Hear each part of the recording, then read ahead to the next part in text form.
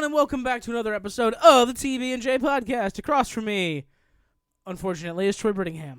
Unfortunately that I'm here to suffer through this, or it's unfortunate that it's me? It's unfortunate for a lot of reasons, but primarily it's unfortunate because you're the one who reminded me that we said we would have to review Rebel Moon Part 2. Yeah. The Scargiver. Right. When it came out. Yeah. And then I gave you that nasty scar so you remember me, and then you were going to bring me into Before we get too much further, let me drop our little theme song here.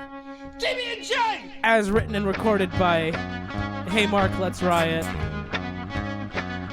New EP drops this July. Keep an eye out for it. Or an ear out for it. It's better than Rebel Moon, I can tell you. It's way better than Rebel Moon. TB&J!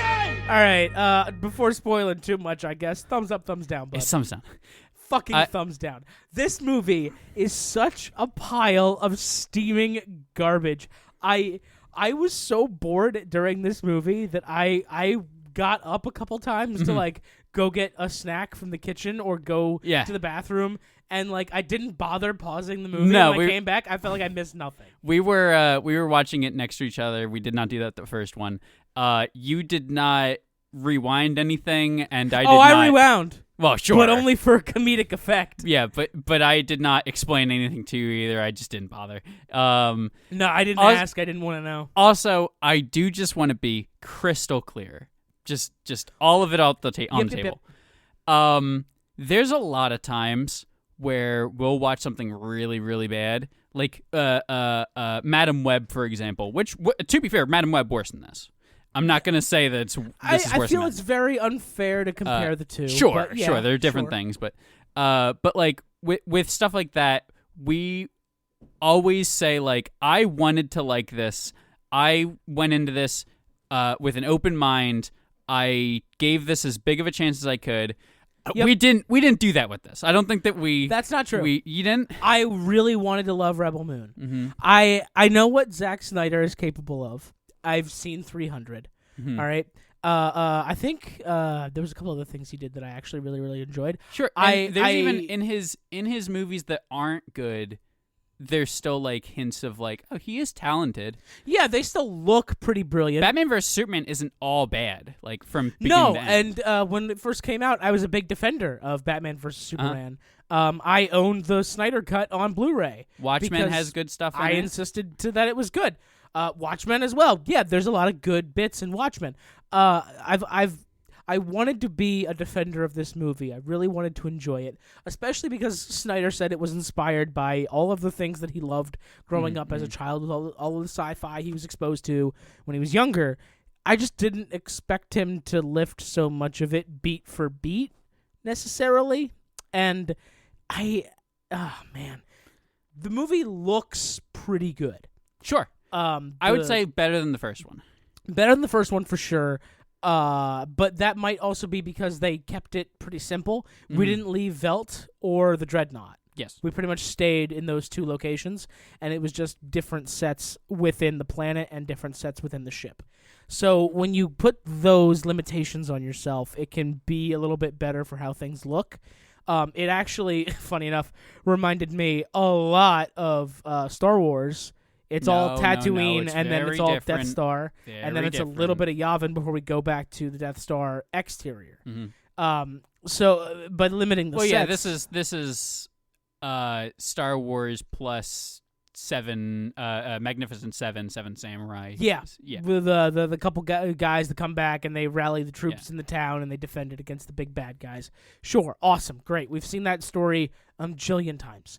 You lifted it beat for beat. There even is the one episode of The Mandalorian. I think it's episode 3 or 4 of season 1, or it's 4 of season 1. Is the Magnificent Seven? He trains an entire village episode. Oh yeah. That's already a thing. Yeah, it's absolutely a thing, and I wanted this to be another great sci-fi movie that I could point to and be like, look, sci-fi's cool. There's a lot of cool stuff, but it's just not there. We have a lot of the same problems we had in part 1, which I didn't expect there to be any changes because, they were both done at the same time. There's no way that Snyder took 4 months to create an entire new movie. That's not how production works. But we got a whole bunch of plots spewed at us. That's why I was coming into it not really. Like, this is one of the few movies where I'm just like, yeah, there's no hope. I went in pretty dire. I had hope going into Rebel Moon. I did not have hope going into Rebel Moon Part 2. Yeah, that's what I expected it to look a little bit better, and I expected it to be a 2-hour-long fight scene, and one of those things came true. It's not a 2-hour-long fight scene. It's like a 1-hour-long fight scene. Sure, but we spent an hour slogging through this clumsy plot that he's cobbled together from other properties, and half of that hour is just flashbacks that other people are providing us. You know what's funny? The first one is so the first one is like so like jump to the next scene, like move to the next plot point, go quick. And then by the end, you're just like, I've had no time to talk to anybody here. Yep. Nothing. I feel like so many things have happened, but nothing's happened. And then a final fight happens. And this is the opposite, where it was just like, all right, and we're going to go out and we're going to collect grain. And we're going to teach people how to fight. And then we're going to collect more grain. We're just going to collect the grain. We're going to use it to people. Defend ourselves. Yeah, and then because in this super sci-fi universe, we haven't figured out how to overcome grain shortages, I guess. Yeah. That was a big problem you had. Yeah, I was like, I said, in a world where they can interstellar travel. Where you can interstellar travel. Why? Don't forget the dreadnoughts were traveling through those portals that look like vaginas. Mm-hmm. So it was very, very weird and phallic and sexual. But continue. Why is there no like other farming planets, or even just like a big ship where you artificially farm don't things? Be silly, Troy. You can't just have a farming planet. That'd be ridiculous. Okay, well, if you made a bunch of ships that also had little libraries on them that had farms that you had some unnatural lighting. Yeah. Maybe some robots that did the farming. Because you have robots. The robots exist in this universe. They sure do. Look at Jimmy. Yeah. What if he farmed instead of killed people? But that's not how these robots work, if you remember, from the first movie. What if you made a different robot? Because there's like other... I see. Yeah. What if you made a different robot that does different things, like farm? Huh. And it's like a Roomba, but for farms. Yeah. And like goes across the land, taking in all the grain. Yeah. Yeah. And like... other things that have empires, and there's a big sci-fi space movie that has an empire in it, if I recall. You're talking about Star Trek, right? Star Trek 4? No, it's one of those. I remember there was the empire in Star Trek, of course. Yeah. Yeah. They're the ones that had the laser swords. Yeah. They made everybody do communism. No, but Star Wars. There's an empire, and like for the most part, at least in the 3 main movies, it's like, oh yeah, and they rule via fear and whatever. But like in other media, they're also like, yeah, and there's like an Empire Day, and like they have all these sort of an actual promises. Functioning government. Yeah, there's propaganda, and like they go to certain like they go to like the rich, and they like give them a bunch of like resources and promises and stuff like that. And like there's like reasons that you could see somebody going, yeah, the Empire is cool and great and keeps us safe. You would disagree with them because you've seen the movies, but like you can see why somebody in the universe would think that. Yeah, of course. I mean, every evil empire that's existed in the world has had its supporters, and they've had their propaganda and their charismatic leaders and all that.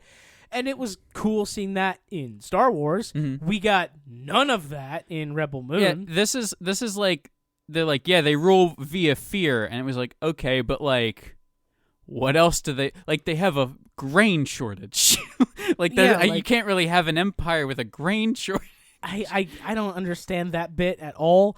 It seems like what Snyder was trying to do was create his big dramatic space opera, but also wanted it to be a Western of some sort, exactly like the Seven Amigos, or not Seven Amigos, the Three Amigos, or Magnificent Seven. Magnificent Seven is... That's what I'm looking for. Yeah. Holy cow, definitely not the Three Amigos. That's a very different vibe. Oh, Jesus Christ, I'm so sorry for fumbling over that one. I'm not even gonna edit that out. I'm gonna leave it in for you guys. But yeah, he wanted it to be the space opera, but he also wanted it to be a western. Sure, And which can work. It works all the time. That works all the time. Look at Firefly. Fucking Star Wars managed to do it a little bit by having Tatooine be there in the first movie. Han Solo is just a cowboy. Han Solo, literally just a cowboy. Yeah. Exactly. Luke Skywalker, a farm boy. It could work, but you need to establish the rest of the world to make me believe it works. Tatooine had no communication. Tatooine was stuck basically just sitting there doing their thing. And for the most part, everybody just lived their lives. It's just the Empire was there. Because Tatooine was on the outer rim.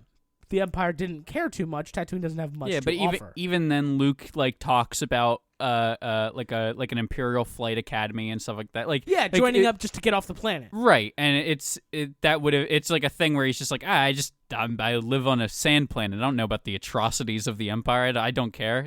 I know how to fly a ship, kinda. Yeah, I can't bother to be bothered with any of that because my life is very demanding down here on this little fucking sand planet. But regardless, you could make it work. I don't believe it when you have this lush planet and you're harassing this little town for their grain supply. What? Yeah, having them just come off as evil, like fully on the gas evil all the time, and every single scene that they're just like, there's no good guys involved and they're just like on their ship. They're always just like killing whoever is like in the room with them just because they're evil. Yeah. And it's like, hey man, you can't have it. You can't operate this way. Nah. It wouldn't work. So we kind of get a little bit of backstory on that in this movie, and I think it was hinted at in the first movie. I really don't remember too much, but it seemed like the king and queen were changing their ways, and they were trying to be more benevolent leaders, and they were trying to make their empire that they had created a little more peaceful, a little more, what's the word I'm looking for? Coherent, maybe? But just a better place to be. Yeah. And then you have our regent guy, Cora's dad, adopted father, excuse me, who's like, no, I'm going to assassinate the king and queen and have my daughter kill the princess, and then I'm just going to pin the blame on her, fucking Dishonored style from 2009, if you remember that fucking game. And we'll just make it all like her fault. With the best characters in the world involved, which is just 4 people playing the violin and different string instruments. So here's the thing, right? They walk into that room where they assassinate the king and queen, and there's an orchestra playing, like a little quartet, and they all have these weird like black hoods over their heads that have just like a single eye, like fucking Maximilian Pegasus from the fucking Yu-Gi-Oh cartoon. Just have like the fucking golden eye there on the hood. I played orchestra for 10 years, Troy. I don't know if you know that. I played cello. Didn't. I was in the orchestra for years. None of those people were playing their instruments at all. Zero. There was no realistic instruments there or instrument movement from those actors. I just enjoy the fact. Just have them learn the bit. Like, how hard is it for you, Also, Mr. Snyder, with Netflix's money, to just get 4 people that actually know how to play the music you have in the movie? They don't need to look the part. They have the mask on the whole time. Yeah. It doesn't matter what they look like if you're going to put hoods on them. But you should probably get a real orchestra to do it. And I'm going to sound really, really ignorant if they turned out to be a real orchestra that was working on there. But none of that looked believable at all. Like, the one guy, his bow, like, wasn't even touching a string as he was moving it. And I was like, you're just stupid. That's not how you play that instrument, bud. I just like the idea. Sound editing is a thing, right? You can pretend to play it by playing it poorly, and they'll make you sound good in post. That's how it works in Hollywood, with sparkles coming out of my fingers. I just love the fact. I just love the fact that like they had to have planned this all out, and the regent had to be like, yeah, and I'm like kind of real into the theatrics of this. Can we just have like a quartet on the side that's just kind of playing music the whole time? Yeah, it's so fucking bizarre, man. And there are so many movies that I've seen that are like funny bad. This is not one of them. No, I think that scene was, but I don't think the rest of it is. That scene was funny bad, especially when like the king got stabbed, but he's not dead yet. He's just laying there, watching in pained agony as the regent is yelling at his daughter to kill the princess already. And he's like, no, please don't. And then she does eventually shoot the princess. And the regent just like pulls the knife out and then finally stabs the king again. And he just goes like, oh. And I'm just like, that's how I'm sorry. I know that's Carrie Elway's there in the fucking crown. That's not your best performance, Carrie. I'm sorry. I also love... it's no Despero.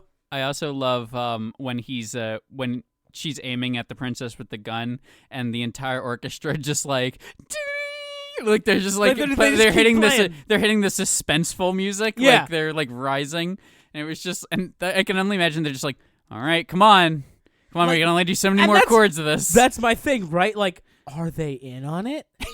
Are they in on the political assassination? They that's have happening? to be, right? I guess they do. Did they right? all get like executed afterwards? Just like, these guys know too much. They played the violin. Or maybe that's why they have hoods on, so they can't see what's going on. I feel like you would figure it out. I feel like the screams of the I feel like you figure it out once you realize, wait, the king is supposed to be here. Oh, he's dead. Mm-hmm. Oh, that's weird. Also, what do you do? You're the regent, right? Like, you're super powerful. The king walks up, and you and your boys pull out little daggers, and your daughter happens to have the only gun in the room. Just fucking shoot him. Stop with the pomp and circumstance. Just fucking do the job. I, just a little bit before this, watched Dune 2. And we did a podcast on Dune 1, and you and I were both the naysayers of Dune 1. We weren't like crazy about it. It's just so boring. Yeah. Dune 2, honestly, a lot better. I thought it was a lot better.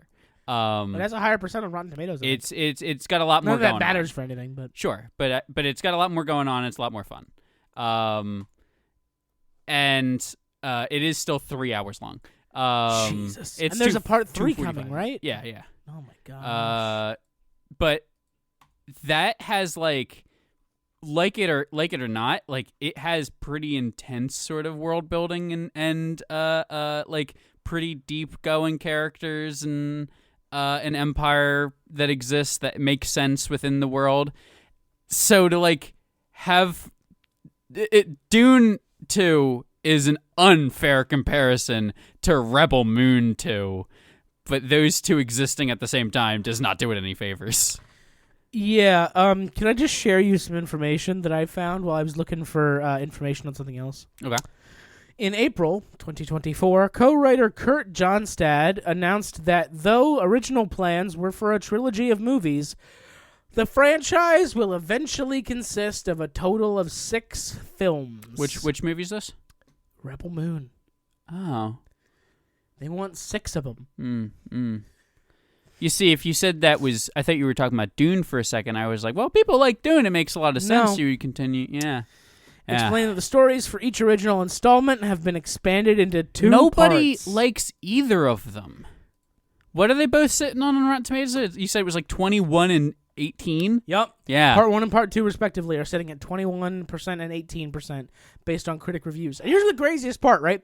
Most critic reviews are, like, bad, between, like, 1 to 4 stars out of 10, or they're, like, 9 or 10 out of 10. Yeah, well, those are the Snyder fans. I don't understand those people. Did we watch the same movie? Snyder has his like... Snyder has a cult in Hollywood of people who are really, really into specifically his brand of thing. I guess. And I do not get it. I will say, when I was looking for Rebel Moon stuff, it says that Rebel Moon is inspired by the works of Akira Kurosawa, the Seven Samurai, the Star Wars films, and Heavy Metal Magazine. Okay, Heavy Metal Magazine? Really? What inspired you from Heavy Metal? I guess just like Jimmy? I literally can't see anything else that would have inspired you from that. I have a question for you. Rotten Tomatoes scores aside, you Jeff Ackerman, your opinion, would you say this movie better than Part 1 or worse than Part 1? Oh, jeez, man. better, Mm-hmm. but not by much. I think I'm in the exact same boat. I think it's a little more coherent. It still sucks. Yeah. It's a little easier to follow. It's slightly better than full-on dog shit. Yeah, it's slightly better than full-on dog shit. But it's not great by any stretch of the imagination. No. It is still a very clumsy plot cobbled together, and it felt like just an excuse to have a battle happen on a fucking prairie land. I did not enjoy watching this movie. I did not really root for anyone at all. Mm-hmm. Like, even the good guys didn't really do anything for me to make me want to root for them. And I was rooting for the good guys in, like, real shitty movies I've seen, like Rogue One. But I just couldn't Once root again, for these Jeff guys. has to hit the Rogue One I'm sucks button contractually obligated. Right, to shit on right. Rogue One They at handed least you $1 once more a dollar. podcast. Yeah. They keep paying me $1 a time to shit on Rogue One. I do personally like Rogue One, just for the fans. there was literally nothing in this movie I could get behind. Everything felt like a terrible version of something I've already seen before, and not, Which is what we said about the first one as well. yeah, like the fucking lightsaber lady who just dies kind of unceremoniously, Mm-hmm. and then Gunnar died at the. I'm sorry, Gunnar Yeah. died all yeah. the way at the fucking very end, and Jimmy is like kind of the robot played by Sir Anthony Hopkins. Yep. He's kind of alluded to at the very end of the first movie as like doing something. He's got a cool ass cape and a weird antler crown he fashioned, but like nothing comes of that at all. He's got one cool scene where he takes out a tank. No, I'm not saying that. Like Mhm.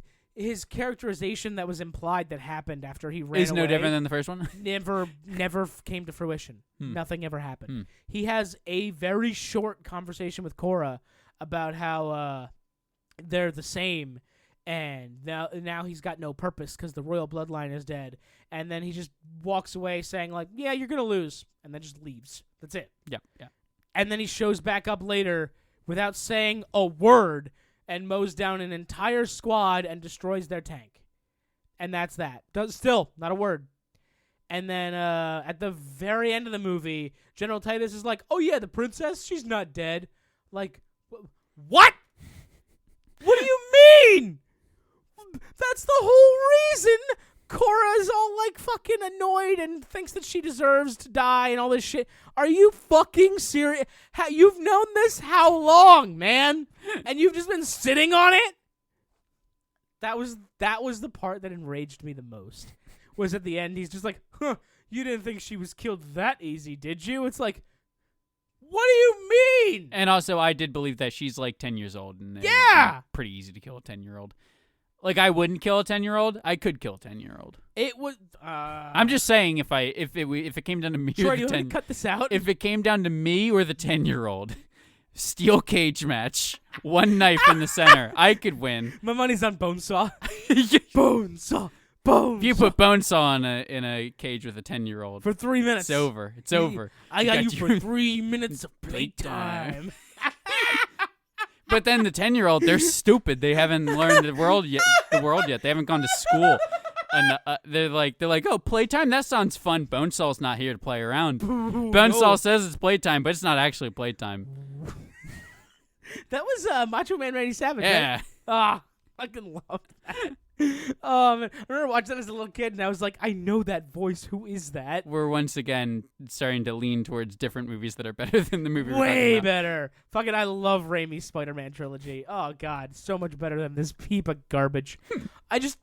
Every time Snyder tried to make me care about something, or I would make say me really really two enjoy of it, them are. I was going to say two of them are, but no, Spider-Man 3 is better than both I Rebel would Moon gladly movies. watch 3 on repeat than watch Rebel Moon again.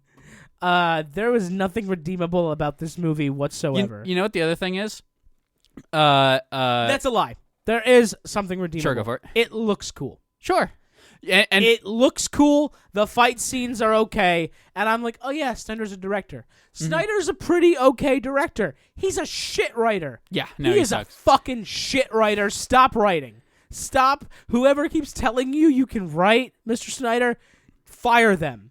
All right, they don't love Well, you. I believe that the people who are telling him that he can write is him, and also the many Redditors who say that they love his stuff. I mean, I guess art is subjective. Anybody can like anything. I genuinely think these movies are some of the worst movies I've ever seen in my life. Absolute flaming garbage. I will say, all of the actual action scenes, I liked that there was like actually a plan that they had. It wasn't just people running down hallways shooting in the direction of the enemies. Yeah, and they then the did enemies were actually dead. have a plan. Yeah, the first one, it seemed like there was a lot of, there's good guys and there's bad guys, and they shoot at each other a bunch, and then at one point they show you all the bad guys are dead. In this, there's like people are doing stunts and like jumping and kicking and stuff like that. Most of it, almost all of it's in slow motion, which is still annoying. But like, you know, stuff happens and you're like, oh, I understand the plan that they had, kind of. I know why they're doing the things that they're doing. That guy has the big gun, which is why he's shooting at the tanks. So like it's like a whole thing where I'm like, this is coherent. It's not. They show images of Titus shooting in a direction and a bunch of bad guys shooting it in a direction. Speaking of Titus, fucking plot armor for days, my guy. Mm-hmm. You're standing on one end of a bridge just like fucking kicking dudes in chests and shooting straight down range, not behind an inch of cover. Dude, people and make fun of stormtroopers. People make fun of stormtroopers. People have been making fun of stormtroopers. But that's like, these for guys 50 killed years. a lot of people. Yeah. We watched them mow people down. Mm-hmm. Throughout this fucking movie. They just couldn't hit anybody with a name or anybody that I was supposed to care about. Weird how that happens, huh, Troy? Mm-hmm, mm-hmm. Well, there was the one guy did stab Nemesis. Yeah, that's her name? Yeah.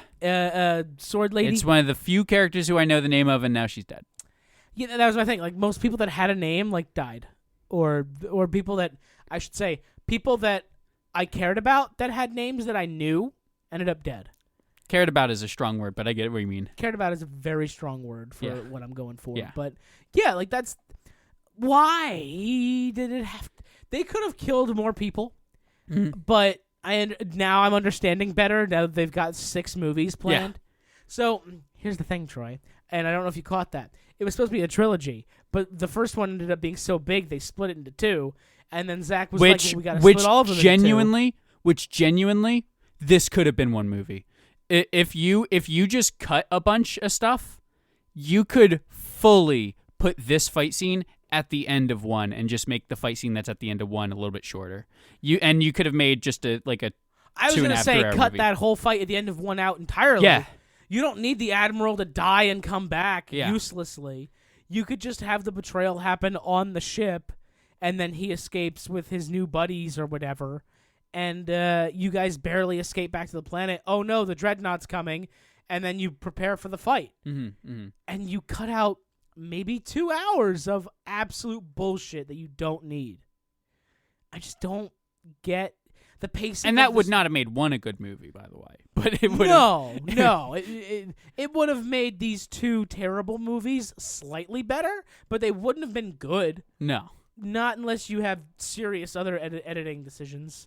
But I just there was elements of a good movie hidden in here. They just, every time the potential was there, it got smothered and squashed. How did you feel about one of my favorite scenes when they're all sitting around the table the day before the fight, and they all start Titus just basically suggests that we all go into our backstories, and then all of them get their own individual long flashbacks about their sad backstories. Yeah, I didn't need any of that, actually. I could have done without all of it. Which also, weird that they went into everybody's sad backstories in movie 2. Yep. It would have maybe made me feel a little bit more about these characters if I knew their sad backstory. Well, we got Korra's sad backstory in the first one. We also got it in this one. we got a different version of it in this one. Yeah. God damn it. Also, am I wrong in saying that they all have the same fucking backstory? all of them are like, I lived on this planet. It was peaceful. And then all of my people that I cared about got killed. Or Titus was like, I had a bunch of soldiers, and we were doing a mission. And then the Empire killed them all. And everybody that I knew is dead now. And I want revenge on them. And it's like, everybody's just a variation of the same thing. Also, they don't really explain how he got out of that situation. No, they don't. Doesn't matter. I guess not. He's alive now, so why would it matter? But every single one of them is, I lived on a planet. It was peaceful. I had a bunch of friends. The Empire showed up. And then everything changed when the Fire Nation attacked. Like, Star Wars is like, oh, I'm a farm boy, and I just want to get off this rock, and then I'm a cowboy smuggler man. I'm a cowboy smuggler, and I don't really care about this, but and just I'm want me to... a princess who's secretly the leader of the Rebel Alliance. Yeah, I really care about this whole thing, but you need to save me. And it's like, oh, well, these are three completely different people. Obi-Wan is I'm also a space wizard. Yeah, he's like, and yeah, I knew your dad. I knew your dad, and I want to train you, and so you can, like, they all have four completely separate motivations, and they're four different people who justify existing as four different people. I'm like, every single one of these people is the same person. They just, one person has swords. Even the fucking prequels, which everyone says are so much worse than the originals. Those are individual characters with individual motivations and personalities. Yeah, you mean like a movie. Yeah, like a fucking movie. Speaking of, I believe it's the 15th anniversary of Phantom Menace next month. You want to go see it in theaters? I wouldn't not see it in theaters. Okay. If you actually wanted to see it in theaters, I would probably do it. Do you hate the Phantom Menace? No, not really. I think that I used to like the Phantom Menace a lot more. I think I used to say it was my favorite of the prequels, and then I kind of wrapped around to. I definitely enjoyed it more as a child. Yeah, I watched it kind of recently and was like, man, this movie's actually kind of boring sometimes, isn't it? Like, it's like you got the pod race. You have both lightsaber fights, and otherwise it's kind of snooze-filled sometimes. I was listening to a couple guys who are in their 40s discuss Phantom Menace and how they camped out for it the first time, and then the one guy said by the time the pod race stuff came around, he was like falling asleep in his seat, and he was like, "Fuck this movie, this fucking sucks." I don't think that it sucks. I think that it's kind of. I think it's a generational thing. Yeah. But regardless, see, I'm talking about Phantom Menace because I fucking Rebel Moon, man. Mm-hmm. I just there's nothing to talk about. No, like, there's not a whole lot. For a movie that looked great and had a lot of fight scenes, there's nothing to discuss. Yeah, Ed Skrein's dead for real this time, maybe, possibly, but he cut his head off, but who knows?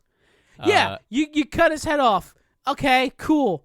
They're gonna sew it back on. Yeah, we don't know what the technology of this world is, so there's literally a gun that's hand cranked at one point, and you're like, they're an intergalactic empire that knows space travel, and their big space cannon is hand positioned with a crank, like a fucking periscope on a submarine. Everybody's using knives and swords and axes for some reason. That's where my comparison was going. Snyder wants his cake, and he wants to eat it too. Yeah. He wants it to be a space opera, but he also wants a cowboy western, little guy standing up to the big guy. Yeah. And you can't do it like that. I was making a Dune comparison earlier for a reason. I completely skipped out on it.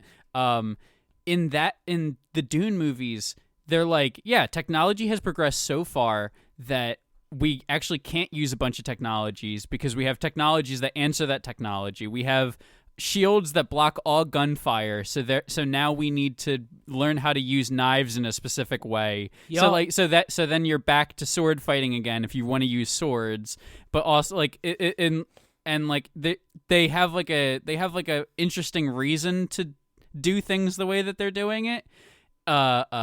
Like every time that they're like, oh, I want to write this book or write this movie in this specific way.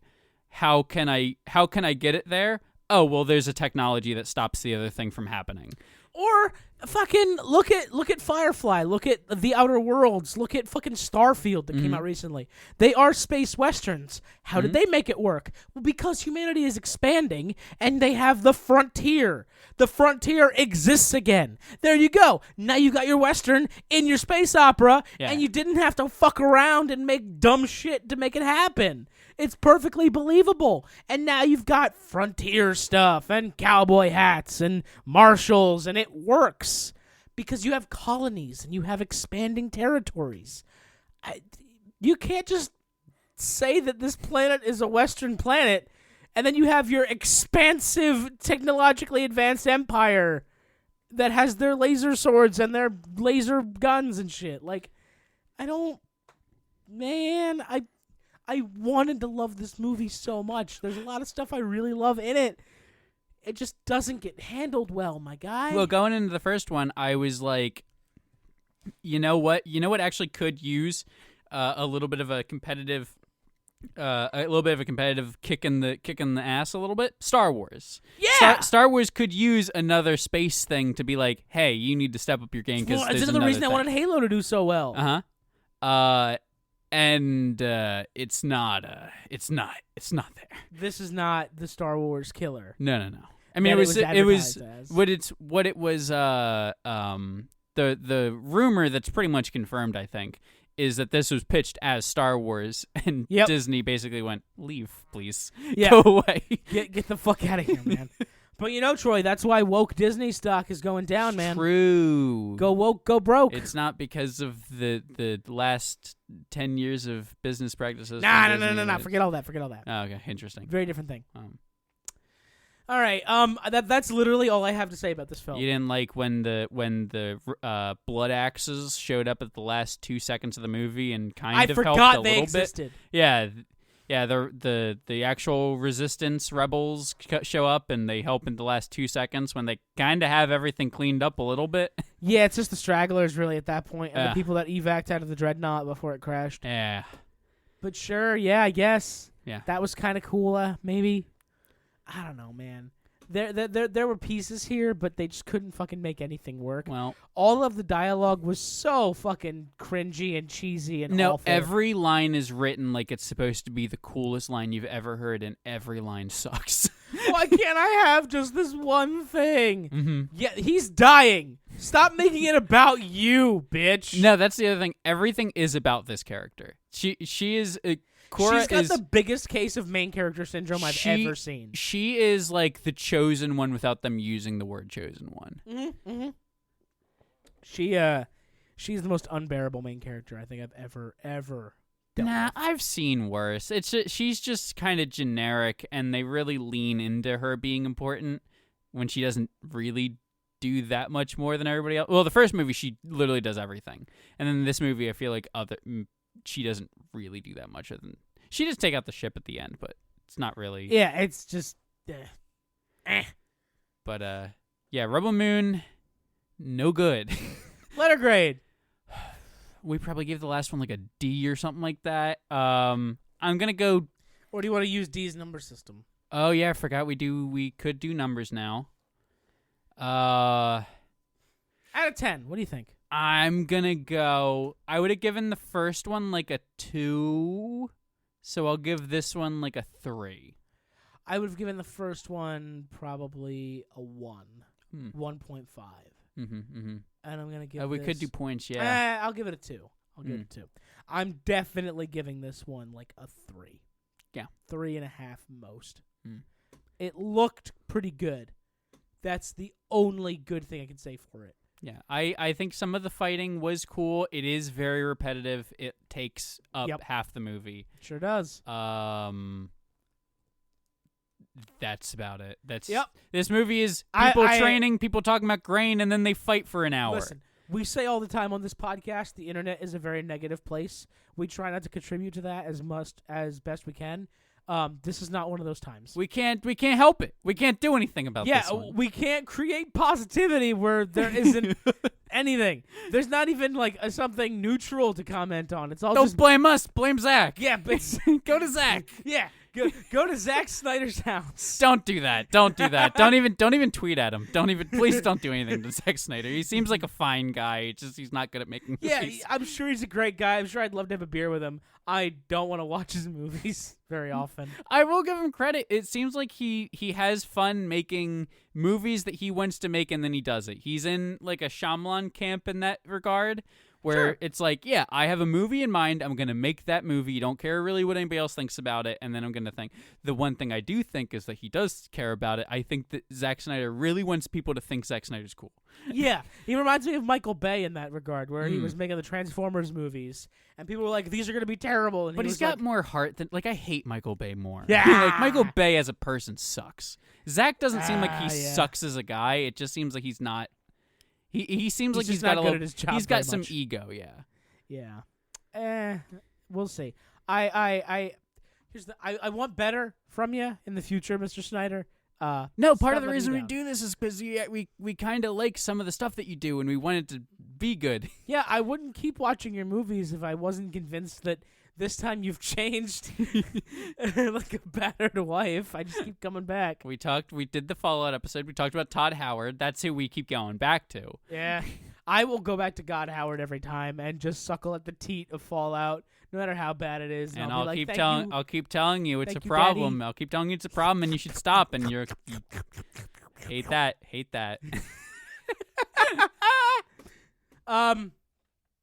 Yeah, I think that's it for us here at Yeah. TB&J Podcast. Thank you for listening.